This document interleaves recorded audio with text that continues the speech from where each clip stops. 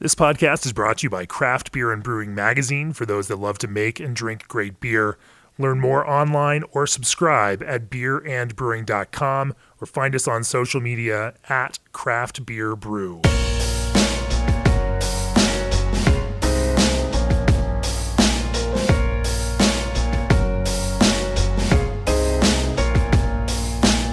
Welcome to the Craft Beer and Brewing Podcast. I'm your host, co-founder, and editorial director of Craft Beer and Brewing Magazine, Jamie Bogner. We are here for another socially distant but live episode of the podcast, sitting out on a genteel patio in front of the home of Eric Wallace, the co-founder and president of Left Hand Brewing. Welcome to the podcast, Eric. Thanks. Glad to be here at home talking to you. It's been something. Yes, this is the first time I've ever done a podcast sitting on a hanging porch swing, and so it is a comfortable and kind of beautiful environment for this.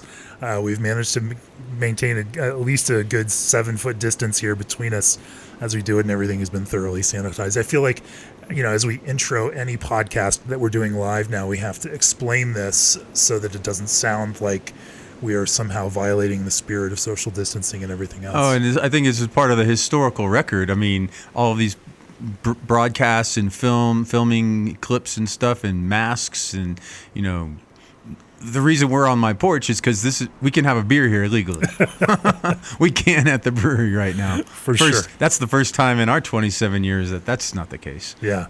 Eric's the past president of the board of the Brewers Association, and we're going to talk a little bit about the broad impact to craft beer in general of the COVID-19 pandemic. We're going to talk about some of the government's responses to these, how breweries can help navigate some of the challenges, his experience in trying to figure out a way through this, in a way that hasn't been solved yet. We are going to, also talk about some of, what that has meant to the Left Hand business. And we'll also talk about Left Hand's brewing as well, because it just wouldn't be a craft beer and brewing podcast if we only talked about business. Before we get started, nearly 2,000 breweries across the U.S., Canada, and Mexico partner with G&D Chillers. Innovative modular designs and no proprietary parts propel G&D ahead as the premier choice for your glycol chilling needs. Breweries you recognize like Russian River, Ninkasi, Jack's Abbey, Samuel Adams, and more trust G&D to chill the beer you love. Call G&D Chillers to discuss your project today or reach out directly at gdchillers.com. Also, Old Orchard supplies craft juice blends from the heart of Beer City, USA. As the industry blending experts, they supply major national brands and growing breweries alike. They've been the best kept juicy secret in craft beverage for years, but now the secret's out. Breweries across the board are experiencing a seamless transition to Old Orchard as their new juice supplier. So hop aboard the Old Orchard fruit train. Their sample kit starter pack is waiting for you at oldorchard.com/brewer. Eric, we normally start off the podcast with a little bit of history, and yours is a very long one with many, many facets to it. But could you condense that in a couple of minutes to give us the highlights of the Eric Wallace brewing career? 2 minutes. Okay. Dick Dorr and I were squadron mates at the Air Force Academy. That's how we met. I graduated in 84. He graduated in 85. We re-met each other back in Colorado in the summer of 93. I'd just gotten out of the Air Force. He'd been out for a while going to grad school. And my wife and I were looking for a place to live. We ended up here. He ended up back here with another friend of ours. We talked about starting a brewery. I'd just been on a 6-month cruise through all the western U.S. up to Alaska and back and visited many of the classics you now know. And I was like thinking this is going to be a business. So we started a business plan, raised some money with friends and family, classic, shoestring story, totally undercapitalized, took over an old meat packing plant here in Longmont and started going. And through that, we've grown, hired people as we needed to. We started a distribution company back in 1998. We emerged with Tabernash before, acquiring other breweries was cool. We were doing that too. We sold our distribution company. We've expanded. We've built on. We've hired. We've built systems. We've been dragged out really into a practically a national footprint. We're in 45 states now, and we started back in the day when there were two kinds of breweries. There were brew pubs, and there were packaging breweries, because tap rooms really did not exist. No one had figured out the legal way to make that happen yet, and if they could, they were just there for sampling and no sales. We were giving away samples when we first started until Colorado Brewing. I think it was Colorado Brewing Company over in Thornton or somewhere figured it out, and then I called the state to ask, how to legally do that. And then Win Odell called me, and Mike Bristol called me, and we all started calling each other, trying to figure out. And we all started selling. It's like, this selling pints thing is pretty cool. It's a lot better than giving them away. We should do that. Yeah. In addition to selling takeout. So, morphed into that. But at our roots, we started off packaging in bombers and draft, like many of our aged cohort. Sure. Isn't it so interesting, that this current kind of pandemic environment has given us a new perspective on the interaction between brew pub, tap room, production, brewery, and the place of all these in a kind of business mix for a brewery. Thinking about it and having some conversations with brewers, last year, 2 years ago, earlier this year, if you'd asked most would say, well, the only viable way to start a new brewery right now is to focus on your tap room and focus on high margin beer that you sell over the counter of your own tap room. And, this kind of experience, this pandemic and these closures have shown that to not be the best possible strategy for small breweries, and that the only breweries that are really maintaining kind of revenue and a kind of continuing business through this process are those that can package, and the ones that seem to now have are in the best position to kind of have money coming through the door, keeping people on, and making through this are those breweries that can, package pretty efficiently. Talk to me a little bit about, your experience in that, how and why you've built the business with both those kind of production and taproom sides, and how you've seen this kind of current impacting those different parts of your business. Well, as I said before, we started off, we were just packaging. And distributing, and I'm driving beer around selling it to retailers. So that was the game, and that was the game, and there was no other game. I mean, nobody was doing anything different. If you were either a restaurant, brew pub, or you were packaging, and there were only a couple hundred of us in the States, working. So that was just the way we did it. And I mean, over 27 years, the pendulum has certainly swung. We finally figured out, we can legally sell pints of beer. Cool, let's legally sell pints of beer. And then it was like, man, we don't have enough room in here. I get 12 people in here and it's really crowded. So now we need to start expanding. I think we've expanded our tasting room 5 times, over the years. We've added on, we've built on, we've expanded, we've knocked down walls, we've built walls, we've knocked down more walls. So it has grown and grown. It's still, single digit percent. Well, it's only like 2% of our volume. It's probably closer to 6 or 7% of sales, in a normal time. And Right. And it's probably low double digits in margin. And when you look at that, you go, holy crap. That's important to understand where your margin comes from. Because straight packaging has always been a little bit tighter, margin-wise. And the first shakeout really was at least partially attributable to, people over-expanding and not ready for distance selling and shelf life stability and all of those other things. This is that late 90s, early 2000s. That we talked about. The number of breweries operating over a 5 or 6 year period went down several years. The number went down.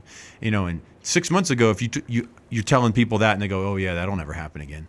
I've always been of the mindset the curves will cross again. Trying to predict when is like trying to predict the stock market, right? Sure. But it's inevitable. Just from a pure math standpoint, that it's got to happen. And it took something like this. And here we are, yeah. To really, we'll see where the numbers show up. Sure, but sure. I think the odds, if I was betting the over/under, I'm betting that closures will exceed openings this year for the first time since 2000 whatever. And I feel like I have to say, like, we don't celebrate that fact. Like, this is not a morality for over opening of breweries.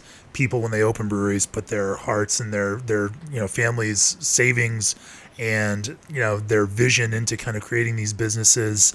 And it is a heartbreaking thing when that becomes not a viable ongoing concern. We don't wish that on anyone.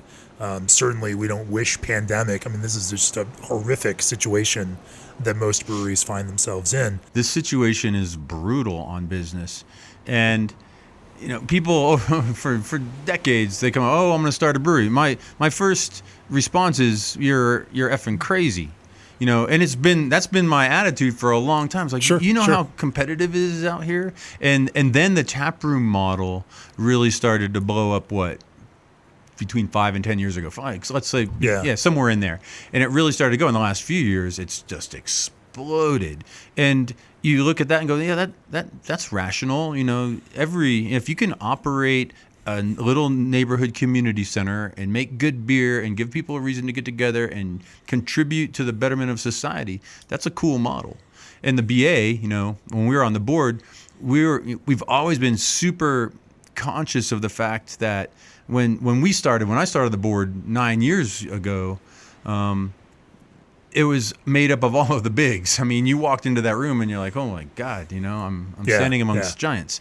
And over that period of time, the number of small producers and the average production size has gone down, per brewery. And most of the breweries are actually quite small, and they can make a living by selling pints. We created the new taproom class specifically to bring that viewpoint and that voice onto the board, because we realize we're serving many masters. We're serving home brewers, we're serving brew pubs, we're serving packaging breweries, we're serving tap rooms. We're serving a wide community at the BA. So that's definitely a sign of the times and a recognition of how things have dramatically changed. The packaging side it's more expensive. It takes more technical, expertise and tools and QA programs and distribution relationships and contracts and attorneys and IP protection and no. I didn't get into this for all this stuff. However, as you get into it, once you're in the river, you're swimming. Right. And we didn't have a choice. That's how all of the people of my generation started. Right. So that's what we did. And for the last several years, we've been going, man, we're not the cool kids anymore. We're just these old, staid guys that put beer in package and have their tasting rooms. But, it's all the new, sexy, cool stuff that's happening that's getting all of the press.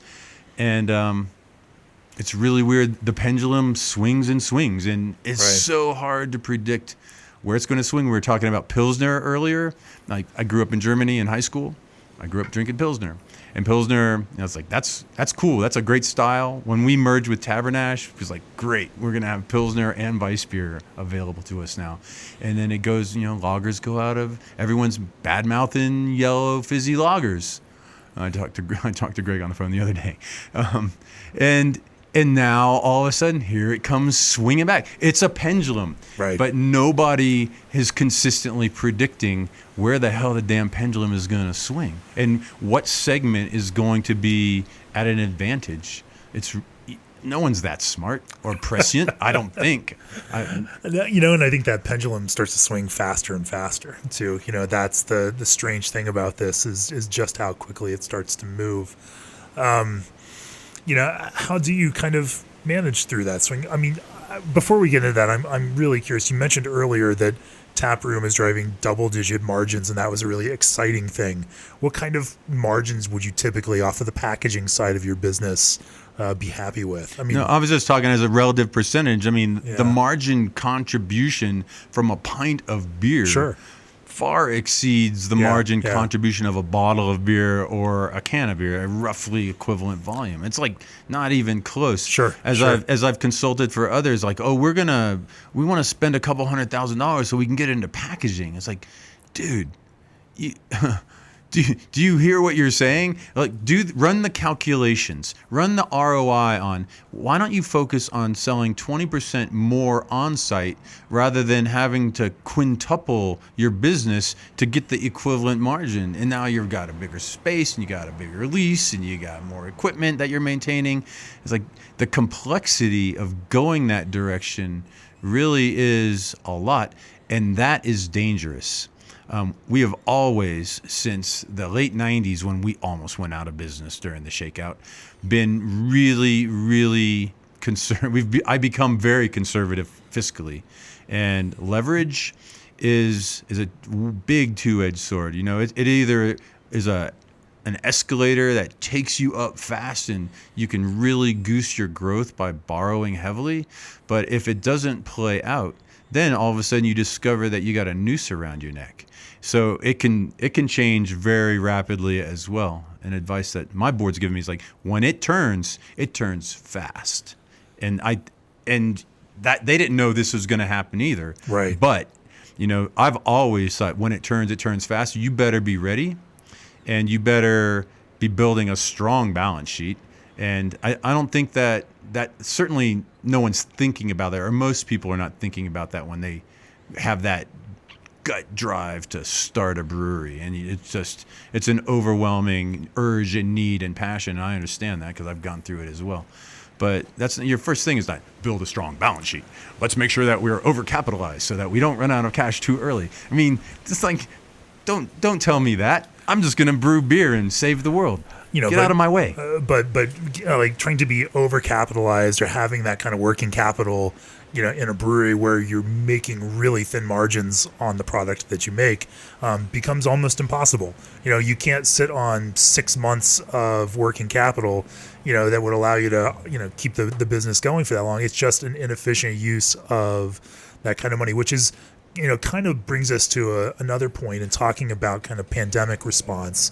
One of the things, and one of the first things that breweries did was furlough, you know, and it was this amazing to see how quickly it happened. I want to answer that question, and I want to back up just a little as well. So let me answer the question first. Sure. Furlough. When you say furlough, I hear conserve cash.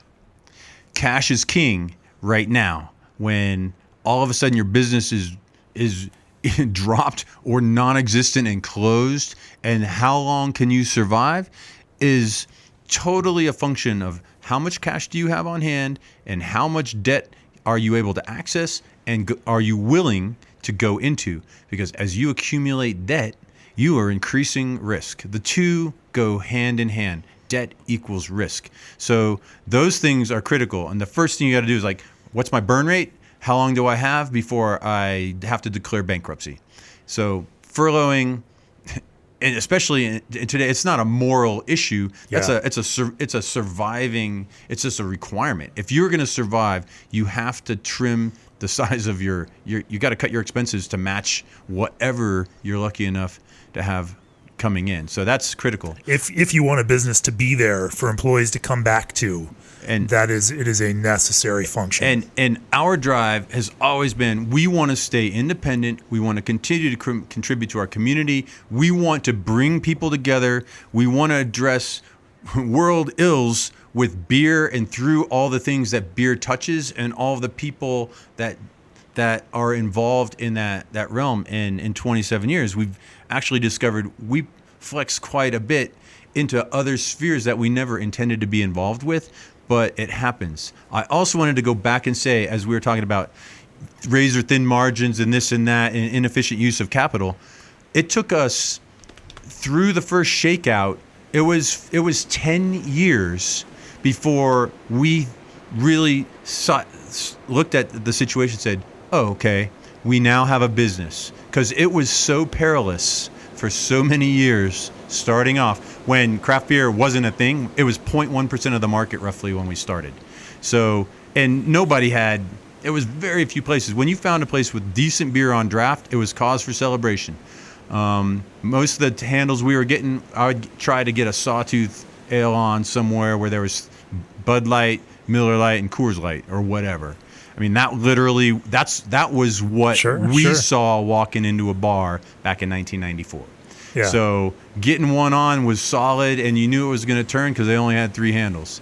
Getting a handle now that you've worked 6 months for, and you get one turn, and then you give them a tap handle, you're just losing money every time you sell a keg, into those kind of accounts. Yeah. It's really hard. It's really changed, but the world has dramatically altered. That's true. We can't even talk about the troubles and dangers of rotating tap handles, because there are literally no tap handles being poured right now in America. Maybe a few, for some mason jar takeouts and a few growlers. But I mean, it is. What does draft business look? Are you even kegging beer right now from the brewery? I saw on our, in terms of sales of draft beer last month, in March, I think the sales dropped to about $1,700, from 6 figures. Yeah. And I don't know April's sales yet, but March sales just plummeted. Think about it. We're a stout brewery. That's what we're most known for right now. And we ended up getting closed down in Colorado on the 16th of March. 16th of March. Like, if you could say, Left Hand, what's the best way to totally screw you guys? Pick a day when we're just going to close you down. I mean, let's do it on St. Patrick's Day. Let's do it the day before St. Pat's. That'll screw these guys up the best that we can totally screw them up. So our maximum load in accounts and in distributors in draft is right then. So that's our view of the world. Like, wow, this really, truly, completely, and totally sucks. And I know everyone else is stuck in similar boats. That big Denver Post article today, if you saw that, about kegs out there in the business. There's a huge coalition building for perishable food now, because Congress doesn't want to do like beer specific stuff, even though it's attacking all 3 tiers, retail, distributors, and brewers. But the food guys are getting involved, milk, farmers, National Restaurant Association, Food Distributors Association, all these different organizations with strong lobbying presence in DC are all getting involved, looking for some kind of recognition and relief. When the government shuts down the main way you make a living and pay your people, you at least have the right to ask for some kind of relief, whether there's a tax credit or whatever, because everyone's screaming, what are we going to do with all of this beer? And if a wholesaler asks us, hey, are you going to help us out with all this beer that we've got of yours? And then we turn around and go, hey, are you going to help us out with all the beer that you ordered from us that you didn't take? So you've got everybody pushing in different directions. And it's no one's fault. It's no one's fault. Yeah. It is just the situation that we're in. And, and I think that becomes a thing that can't be solved through GoFundMes or through a support your local brewery campaign alone.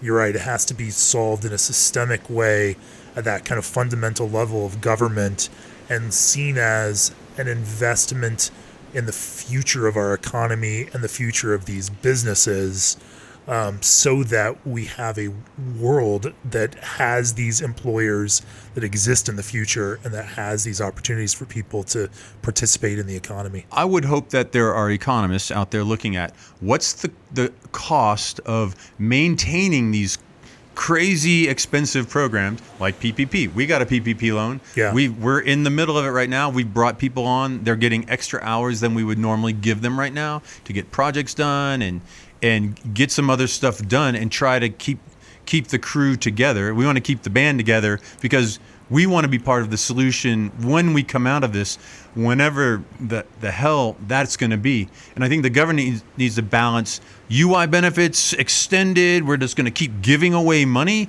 or we're going to subsidize the front end where the sales are happening and where people are working. And we're going to do whatever we can to keep them in business so that they can relaunch and rehire everyone. So where are we going to spend the money? You got to spend it somewhere. Oh, and editorial, pure Eric Wallace editorial. I think we should be spending all the money necessary to test and contact trace, because without that, those of us that thrive on the hospitality business, we got a long ass road ahead of us unless we can actually open up and people can feel safe and it's not going to explode again on us. Yeah, yeah. Let's talk a little bit about, PPP. And before we do that, this episode is brought to you by Hopsteiner, your premium hop supplier dedicated to delivering quality hops and hop products in every package. Visit hopsteiner.com for a complete list of offerings or select shop hops to start ordering today.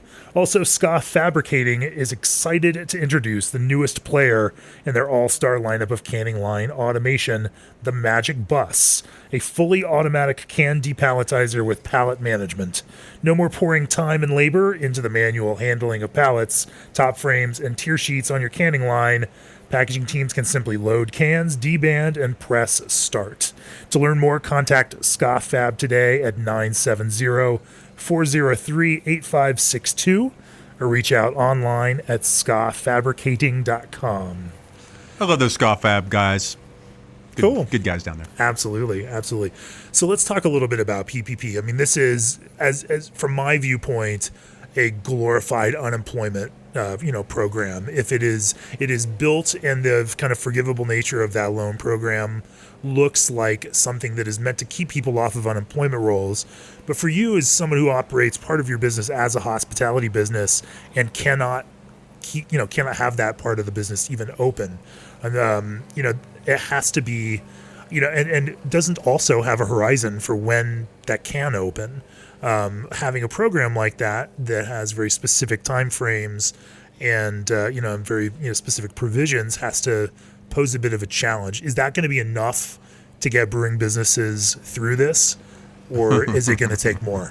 Is that going to be enough? All right, I'm gonna put on my prognostication hat.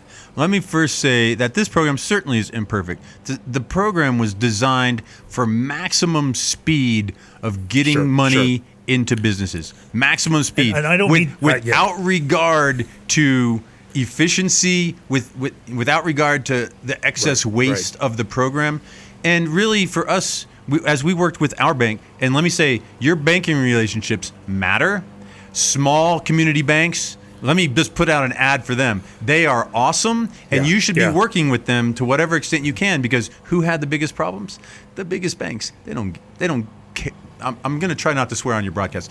They don't care Everyone's about you. 21 here. You can say whatever you want. They don't care. They don't care. Sure. They took care of their big guys, right? Right. So our community bank was so fast and so easy, and it was seamless. It was cake. And I read all these horror stories. Like, obviously, you haven't focused on your banking relationships.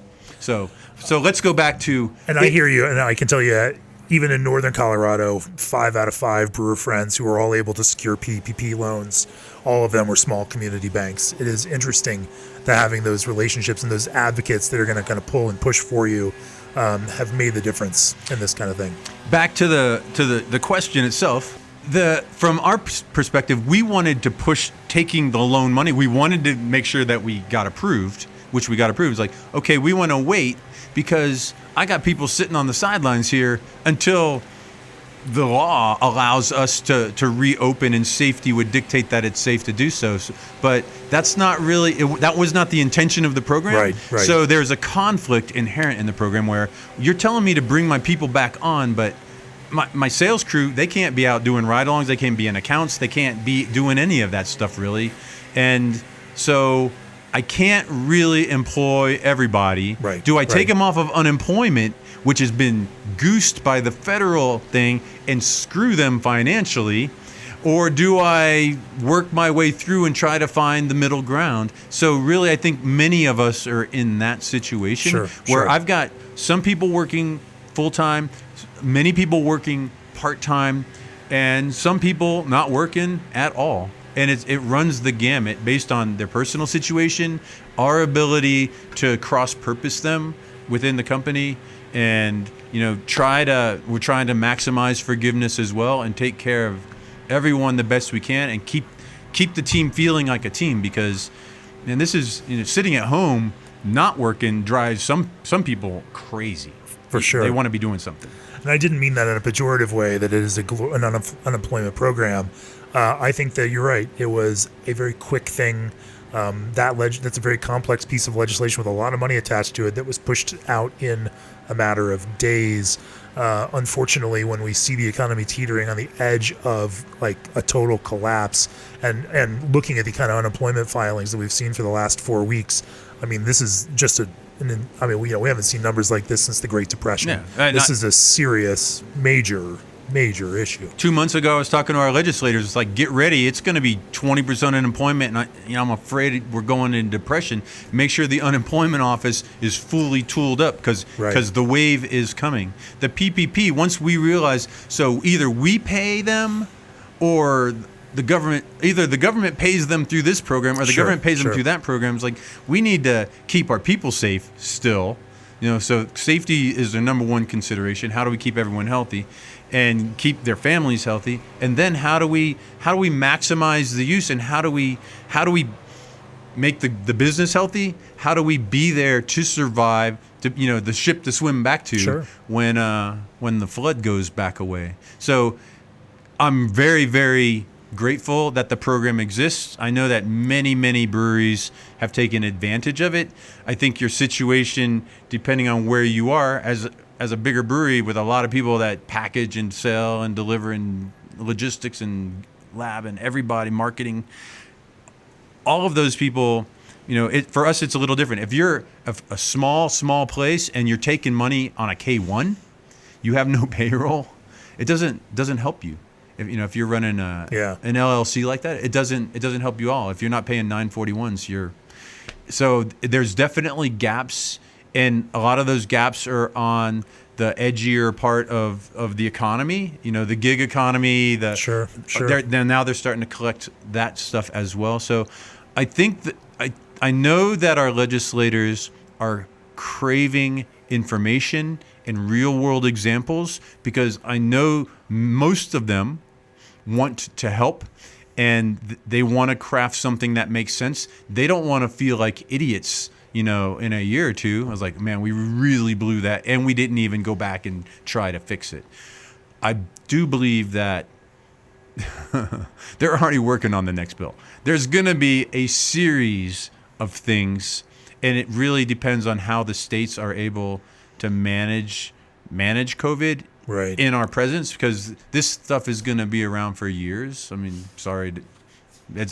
we're planning for years, and it's going to be here for years. And it's how well do we manage living with it that's going to make the difference. And the worse a job we do of that, the longer it's going to really impact our business. Let's talk a little bit about what your business looks like now, and then some of that forecasting that you have for how it will look at various stages in the future. But first, this episode is brought to you by Brewers Publications, publishers of Historical Brewing Techniques, The Lost Art of Farmhouse Brewing by Lars Marius Garshol. Equal parts history, cultural anthropology, social science, and travelogue. Historical Brewing Techniques describes Northern European farmhouse brewing and fermentation methods that are vastly different from modern craft brewing. Order your copy of Historical Brewing Techniques today at brewerspublications.com. Also, Craft Beer and Brewing's All Access subscriptions give you a year of the print and digital editions of the magazine, plus access to our library of video courses, a special deep dive email only for All Access subscribers, premium content, and All Access exclusive merchandise. Go to beerandbrewing.com and click on the subscribe button to join now. I've had plenty of brewers tell me that they are operating at about 30% of usual right now. That that what they're able to do, and this is, we also out there in the world of beer are seeing conflicting news and reports. On one side, there is that IRI data that says beer sales in that kind of mass market retail chain is up as much as 20%. And so, anecdotally, people are like, people are buying tons of beer from the store. Breweries must be raking it in. On the flip side, no one's going to sporting events. There's immense amount of draft beer that's not being sold. And then, of course, all of your tap room and all of that revenue and all of those direct sales are pretty much shut down too. So from your business perspective, what are you operating at right now? And what does that mean, for the business at this point? I've read the IRA data and I'm like, really? Is that what's happening? Because it doesn't feel like it. We when we saw the tsunami arriving from our spot low on the hill, just barely above the beach, we said, all right, let's see what happens if we run a budget at 50% production. And we're lucky. I mean, we're an established brand. We're 70%-ish package sales, 30% draft. And craft overall skews heavy draft, right? I mean, it's the big guys are running high single digits, many of them. So who's benefiting? People with the best chain relationships, the widest distribution for package, and the least portion of draft sales. I mean, if anyone's going to benefit, that's where you got to be. We're not there. Most of our peers are not there. Even Molson Coors, if their last quarter showed they were down 8%. So even folks that are in a position to quote unquote benefit from that are clearly and obviously not benefiting from it. We planned 50%. We ran somewhere around in March. I think we ended up, because that was like the full shock. It's like boom, everything just stopped. Probably ran right near 60% of what we expected. Yeah. In April, I think we're running more like 65. I haven't seen numbers will be out next week, but we're thinking between 65 and 70% maybe. So but you got to think, we loaded up our pipeline. We skew to the winter months, right, and into St. Patty's Day. So that's our biggest time. So we're killing the tail end of our biggest time. So it's going to take a little while for the package sales to work their way all the way through the system now, because it was loaded and then a lot of it just got shut off. Where we think it's going to go, I mean, we're still budgeting 50% because I think it's going to be bumpy up and down. I think states are going to open to some extent. I think some of them might figure it out. Some of them are going to close again. I have no doubt that we ain't opening and it's all up. That's just ludicrous and impossible, because not everyone's going to get it right. So I think we'll trickle through the draft that we've got out there. I think that we'll finally get to, we're seeing reorders on package, and we expect to at least run it half in May from what we see on our order board right now. And then going forward, I don't know I don't know what's going to happen. If you can tell me what's going to happen, all I know is that we're planning based on a 12 to 18 month vaccine availability. We're planning on 2 years of hell, and then I'm looking at a, who knows, 3 to 5+ year dig out. I think this is going to ripple through the economy. Let me just give you like one example. As I sit there and do these, it's like, so who else is going to be damaged? There's a moratorium on evictions in Colorado right now, right? All right, so who's that hurt? Oh, all those rich developers and all those giant corporations. And the couple that, had 4 apartment units and they're living on Social Security and their rent, and they're paying their mortgage that they have on the units, and they're taking a K1 distribution. They have no employees, and those kind of people are getting hurt too. And then I think, well, if I'm a restaurant and I'm going to operate at 25% for the next 3 months or 6 months or however many months, or 50%, guess what? I can't pay my full rent. I can only pay 25% or 50% of my rent. And as that starts to trickle through, I'm just thinking like it's going to ripple out real estate values. What's going to happen to those? Are they going to readjust to the new reality of 25% fewer restaurants, and restaurants that are able to survive renegotiating, I'm going to pay you 2/3 of what I was paying you? And all the owners of all of these properties going back to their banks and going, hey man, I need to renegotiate my loan because I got to stretch it out an extra 10 years because there's no way I can pay you back on what they're going to pay. And otherwise I'm going to be sitting with empty properties, and all of that rippling through. And then the valuations and the insurance companies that insure all this stuff. I'm just like, oh my God, I'm going to drive myself crazy. But sure. I see I see the ripples just spreading through in ways that we can't even predict yet. Yeah. So my big concern is they're either going to have to keep that. We've got to get in front of this thing. We've got to attack it and be able to manage it. We can't eliminate it, but we have to manage it. And the government is going to have to continue to just fire hose money into the economy and into people's pockets to keep the crime rate from going up and to make sure that everybody's, able to feed their families and stay safe, and and somehow figure a way to keep pumping money into businesses and keep them on life support, because we're lucky. We started on the hard end of the business, and that is the hard end of the business. Distributing beer in package is a hard end of the business. And I'm glad that we're battle hardened, because now it gives us an advantage, if you will. We've at least run in 60 to 70%. Well, that's better than running at 30%. And I'm very thankful for that. And if I can keep 80%, 90% of my people working at least part-time, that's good. And we'll do everything we can to run that number higher and to get more business, so that I'm giving more hours to my production guys and giving more hours. Marketing's already overbooked anyway, Get some of my salespeople back out there, even if they're just merchandising in the stores. The stores can't keep up. Right. Because they just saw 30% increase in food sales. I know a friend of mine in Jackson Hole, 74% up.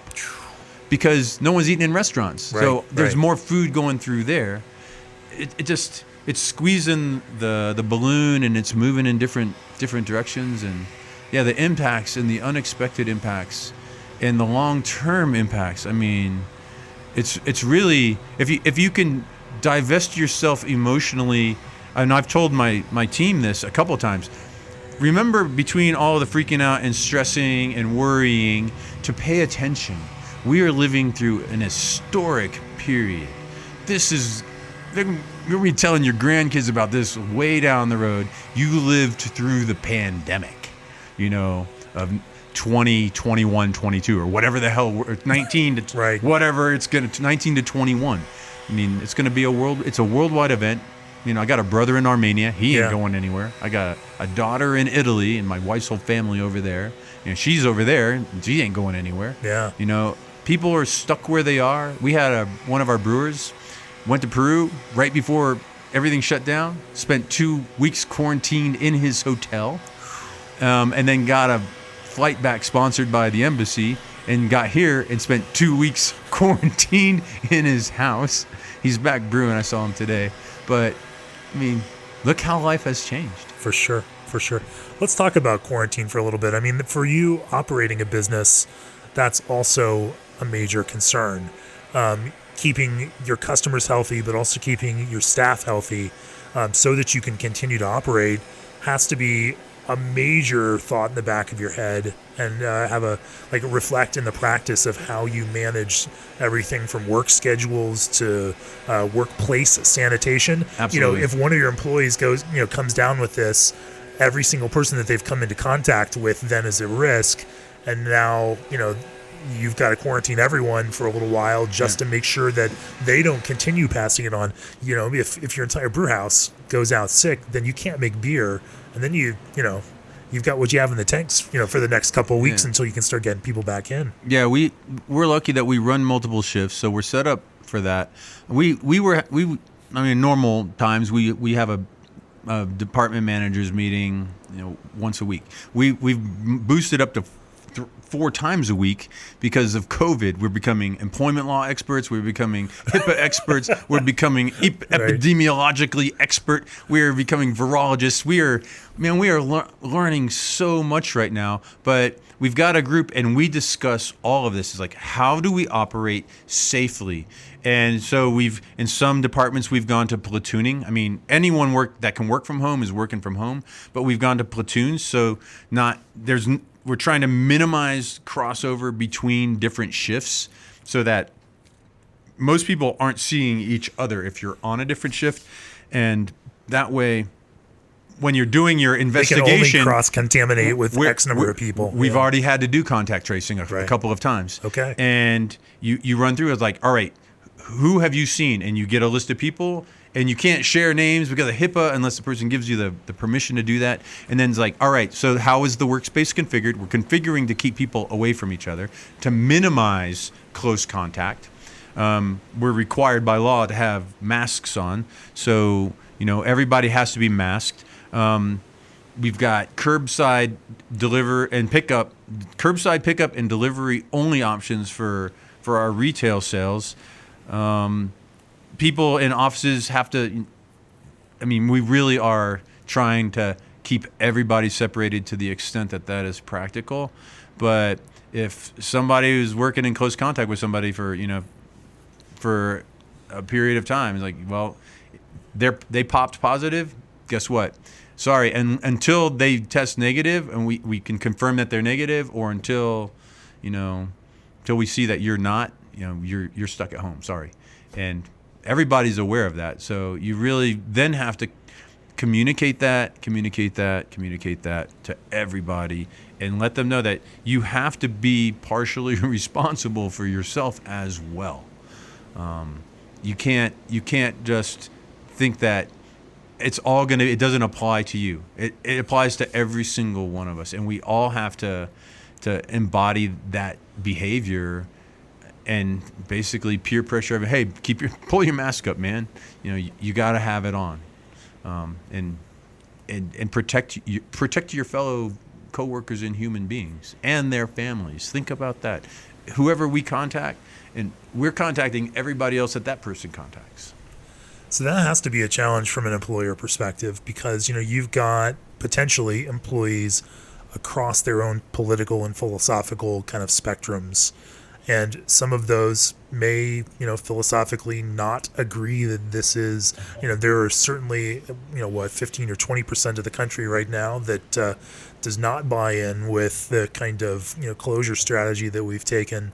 But if they behave in a way, even in their own private life, that puts them at risk, then it certainly does impact the whole business. From you as a leader of a business, how do you manage through that? The easy answer is it's easy because it's the law. In Colorado, as an essential business, we don't have a choice. You have to socially distance yourself, and you have to wear a mask. So, and if you don't, well, we have options, right? And some of those would result in you not being eligible for unemployment benefits. So people should be, at least in Colorado, highly motivated to comply with a reasonable request. And in the end, it's not even a request. The governor's basically given an executive order. Unless you're sitting in a room by yourself, you got a mask on. Period. So I think most people get it, but I would also say philosophically, my response is your freedom ends where you endanger others. And if they're telling us that not wearing a mask and not keeping your distance is endangering others, you can then work your way through. Is that an assault? Is that a battery? Is that, what is that? What level, of activity is that considered under the law?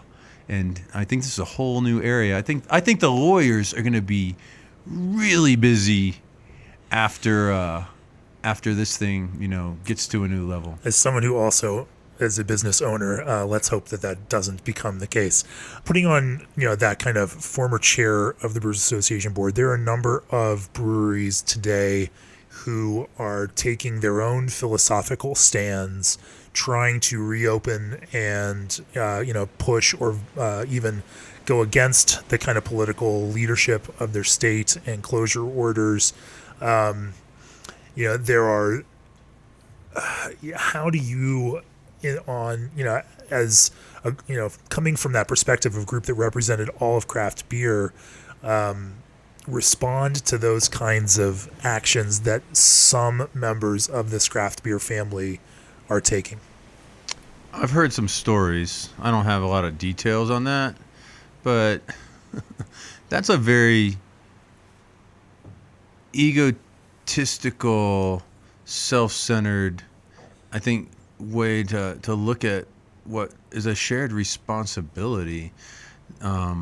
if we're being told by the experts that you shouldn't be bringing people into close proximity, then that's what you do. I mean, unless unless you're living in your own private Idaho, I don't know how you can justify defying what is a worldwide problem and thinking that you are special. That's a really bratty way to behave.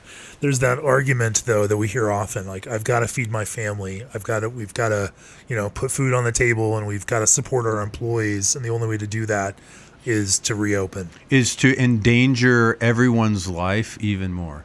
That's what I heard you just say. That's we're all dealing with difficult decisions. You should be using all of the tools available to you. You should be taking advantage of $600 a week additional unemployment benefit for all of your people. You can't convince me that your employees, are going to starve to death if they're getting, whatever your unemployment in your state is, plus $600 additional a week, plus $1,200 from the government, plus $1,200 for your wife, plus $500 for every kid. Excuse me, nobody that's eligible. Now, I understand there's people on the fridges that may not, be able to access that, but you can't convince me that if you've got all of those resources that you can't hang on for a few months and try to be part of the solution as opposed to fucking it up for all of us. Sorry, is that a little too blunt? But but that's how I feel. It's like we have a common responsibility. Man, we build community. That's what we do. That's why we want to stay independent. That's why we want to be here for the long term and not sell out, and to continue to make a difference, and to take the short-term view right now with all of the largesse that the government is raining on our heads just because philosophically you disagree and your freedom's being imposed upon. That's bullshit. I want to open as bad as anybody. But I also feel an obligation to be responsible citizen, business owner, member of society, person with parents near or above 80, kids. We all owe it to ourselves, I think, really, to take a deep breath. Let's be responsible. Let's work together to find solutions.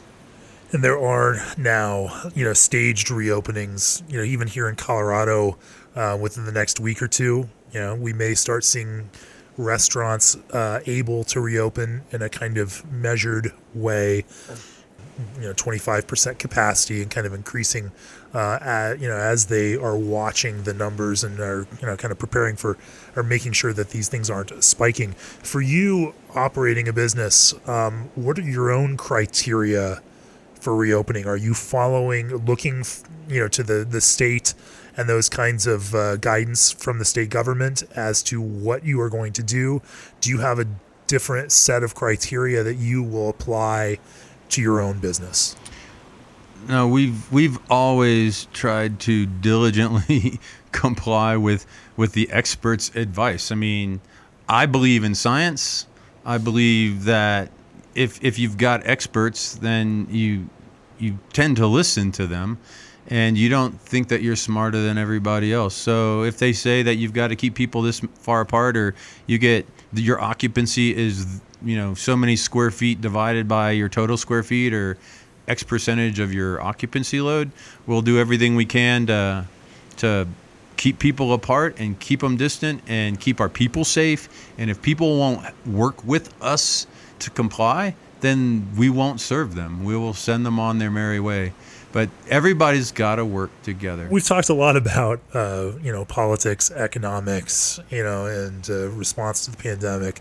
But what we haven't really talked about is Left Hand, beer, and what you're positive and excited about right now in the world of brewing. What are those pieces of hope and creativity that keep pushing you forward. Certainly, you've got your people to look out for, and you want to keep a business, moving forward so that you can take care of them. But you also have to have that creative spark that still excites you after all of these years. What is exciting you and keeping you motivated from a creative standpoint?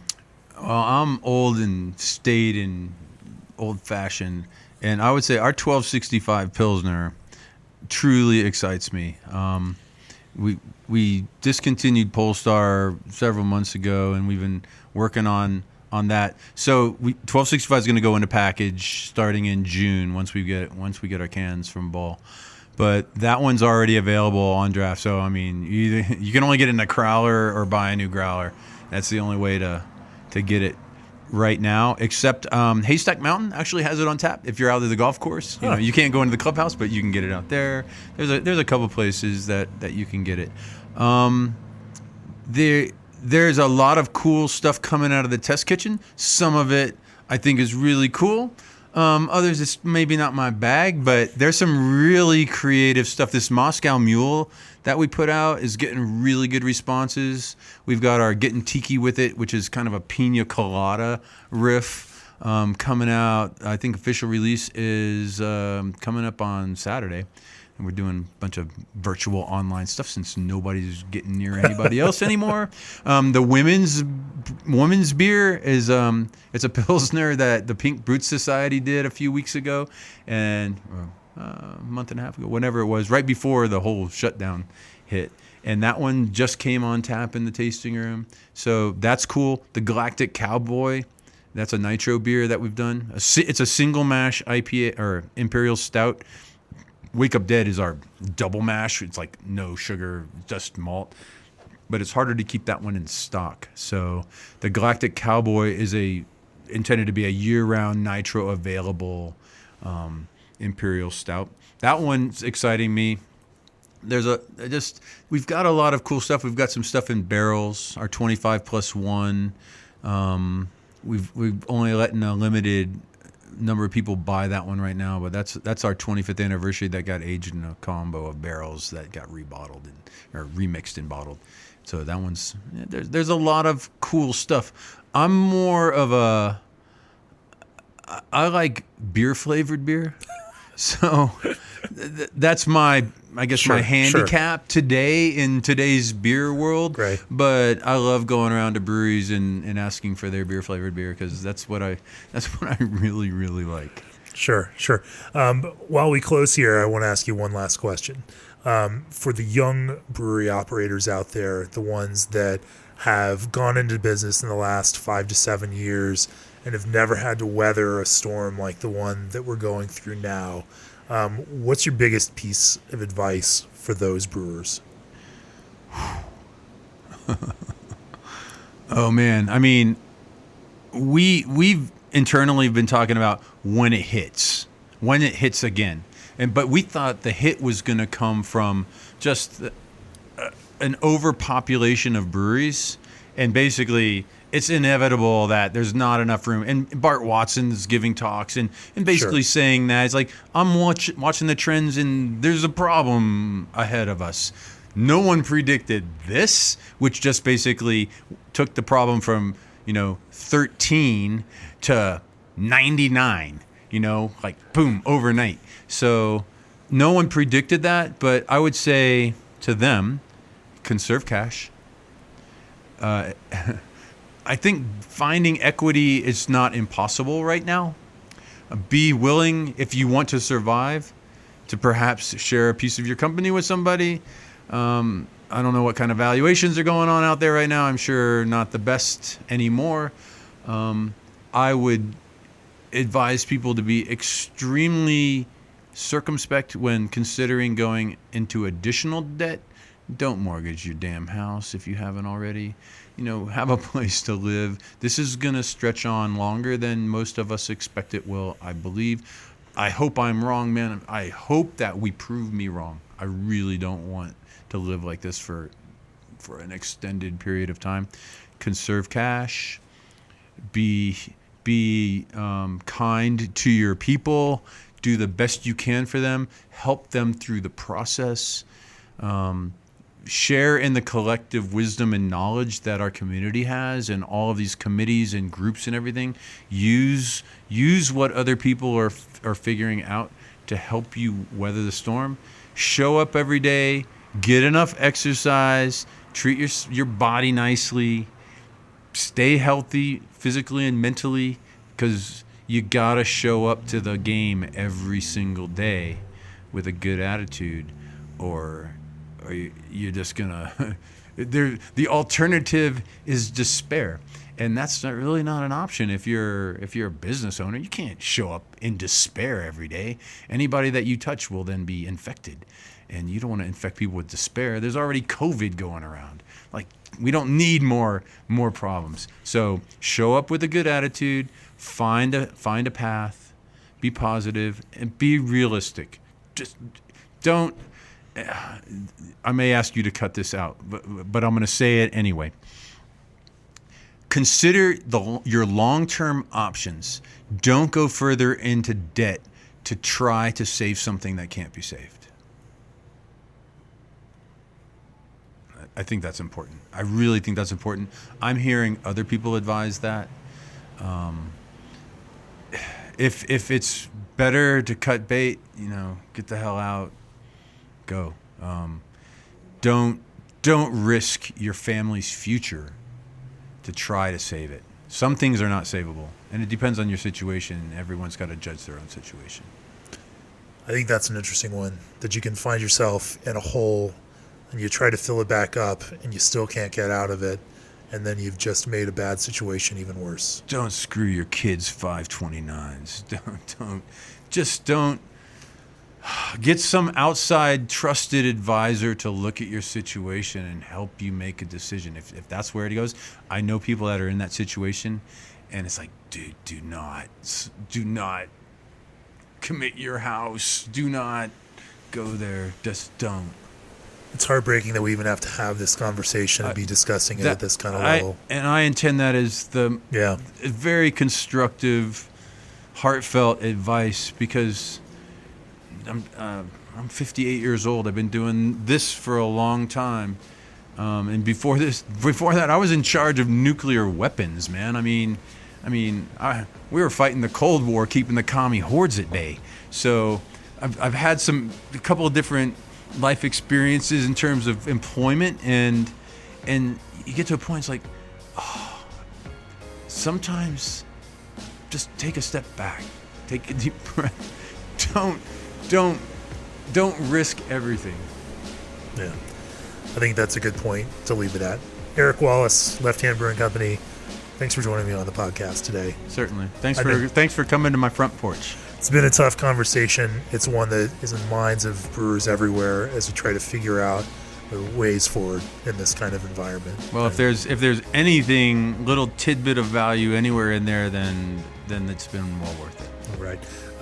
All the best to the Left Hand family, and I hope you all find a way through this and find a way to prosper again at some point here in the future.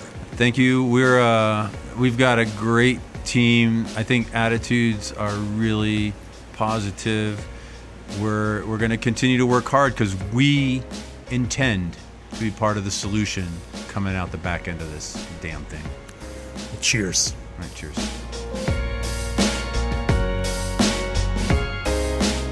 Nearly 2,000 breweries across the U.S., Canada, and Mexico partner with G&D Chillers. Old Orchard are the industry's juice blending experts. Hopsteiner is your premium supplier for quality hops and hops products. Ska Fabricating invites you to ride the magic bus.